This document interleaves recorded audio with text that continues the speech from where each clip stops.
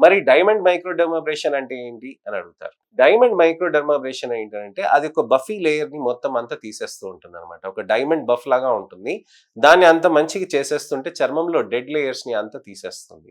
అది చేయటం తోటి ఏమవుతుందనంటే చర్మంలో మీకు కొత్త సెల్స్ అనేటివి కొత్తగా రావటానికని ఎంకరేజ్ చేస్తుంది అనమాట, స్టిమ్యులేట్ చేస్తుంది. సో కంట్రోల్డ్ మైక్రోడర్మాబ్రేషన్ లో డైమండ్ వెరైటీ తోటి ఈ విధంగా వస్తుంది. ఇవి చర్మంకి చేయటం వల్ల ఎలా రిజల్ట్స్ వస్తాయి అని చాలా మంది అడుగుతూ ఉంటారు. మీకు ఇంప్రూవ్డ్ స్కిన్ టెక్స్చర్ టోన్ అవుతుందండి.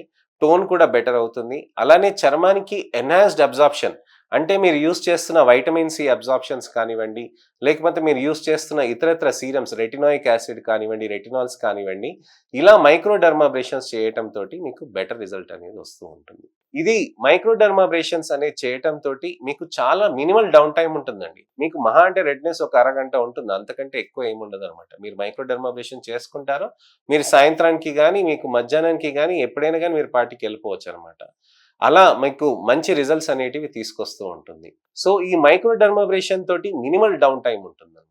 ఎన్నో సెషన్స్ అవసరం పడతాయి. దీనికి ఒక 5-10 సెషన్స్ వరకు 15 రోజులకు ఒకసారి గాని, నెలకు ఒకసారి గాని మనం చేసుకోవచ్చనమాట.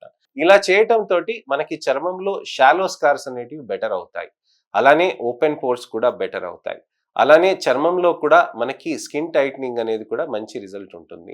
సాఫ్ట్ స్కిన్ టెక్స్చర్ అనేది కూడా మనకి మంచి బెనిఫిట్ అనేది ఎక్కువగా ఉంటుంది. సో మొటిమల గుంతలకి మనకి మైక్రోడర్మాబ్రేషన్ అనేది ఏ విధంగా పనిచేస్తుందనే దాని గురించి అని చెప్పాను.